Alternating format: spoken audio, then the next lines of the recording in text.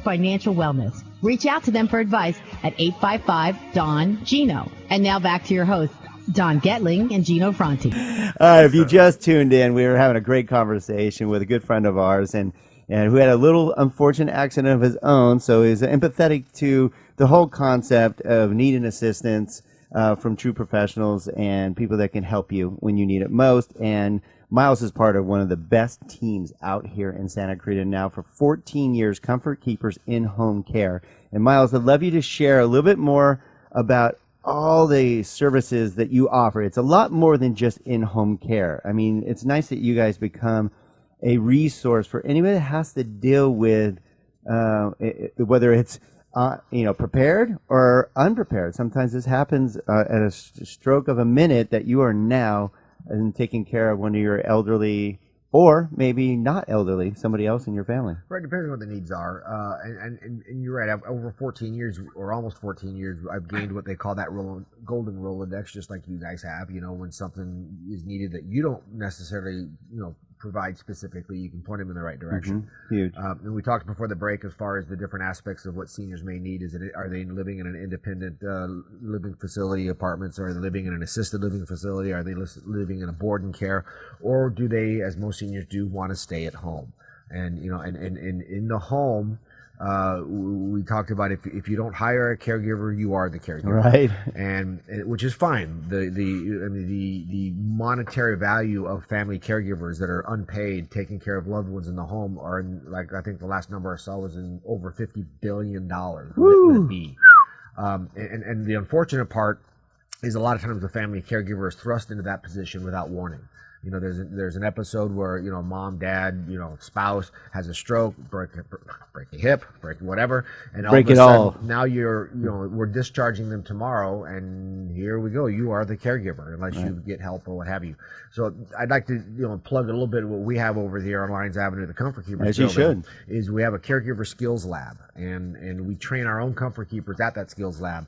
But what I really want the community to know is it is open to them free of charge. You do not have to be a Comfort Keepers client. Because you are thrown into that role of a family caregiver, we have stairs that are, I put in there, up in our skills lab because, if you've had a stroke, there's that old saying, is up with the good, down with the bad. What leg do you lead with when you're going up or down a stair?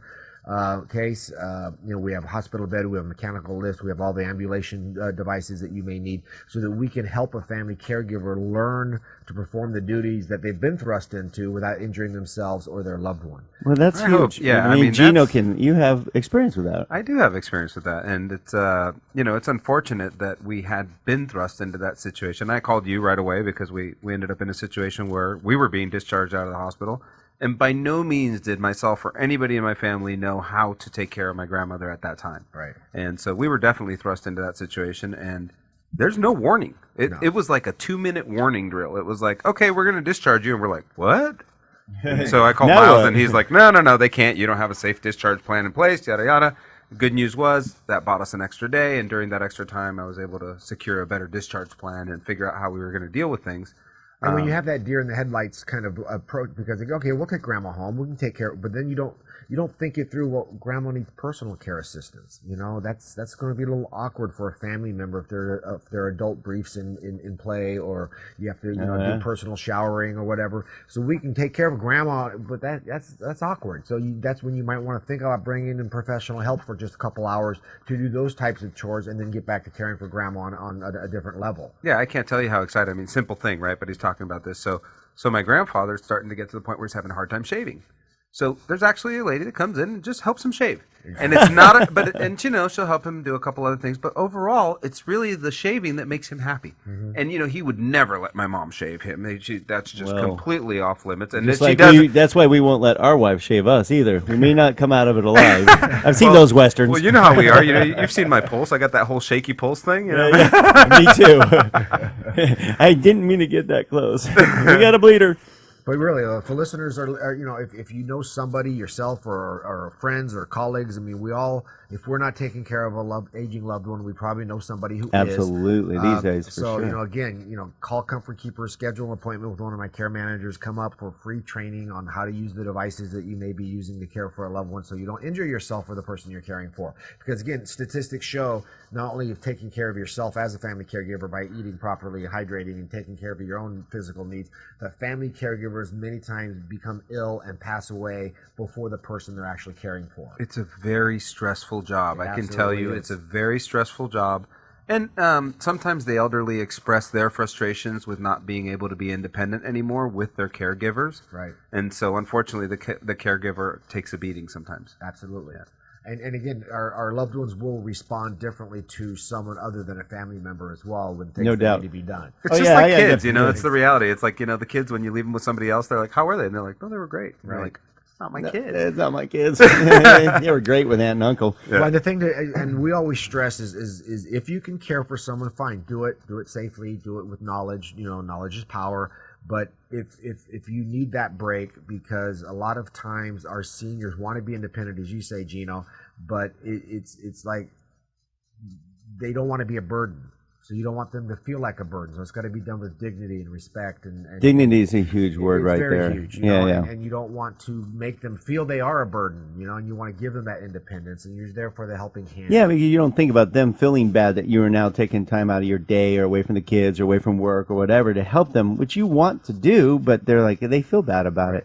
So why don't we help a lot of you out there understand a little bit more of how Comfort Keepers in-home care can help them. Give some specific examples. I know we gave a couple, but just knock off a few of the things you do now, because a lot of you out there probably go, I didn't even think of that. Right. That'd be awesome to have that kind of help just for that. Well, anything that doesn't take a medical license to do, we call them activities of daily living. I mean, so it's anything from meal preparation to personal care, assisting them into the shower and bath or what have you. Making sure they're eating well and drinking properly and don't become dehydrated, which causes a UTI, which a lot of times people then think they have dementia because they're confused. That's not the case. Wow. But our goal also is to help the family support structure as well. Is we want to take the caregiving role away from the sons and daughters and let them be the sons and daughters. That's so nice. That when they come to see mom and dad, that the whole time isn't spent doing chores and cleaning the house and doing laundry and going to the market and doing all these things. As you come in, spend quality time with your loved one, be the son or daughter, we'll be the caregiver. And nice, and we have 1 minute left here. It's nice that, for lack of just being completely honest, it takes away the potential for resentment. Whether it's meant to or not, it can be a burden, even though you want to help, because everybody has their own lives and stuff. And it's nice that you guys give it another option that basically helps out both parties. Right. It's not helping out just the elderly or the person you're taking care of. It also helps those that are surrounded by that person. So Absolutely. Kudos to you. How can they get a hold of you, Miles? Well, you can obviously 661-287-4200. We're right on 23900 Lyons Avenue. Again, that's 287-4200.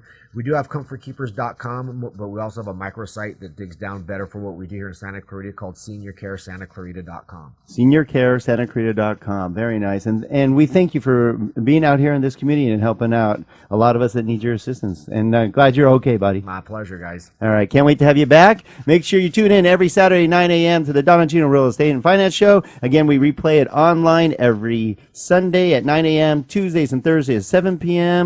We'll be with you next week. Have a great weekend.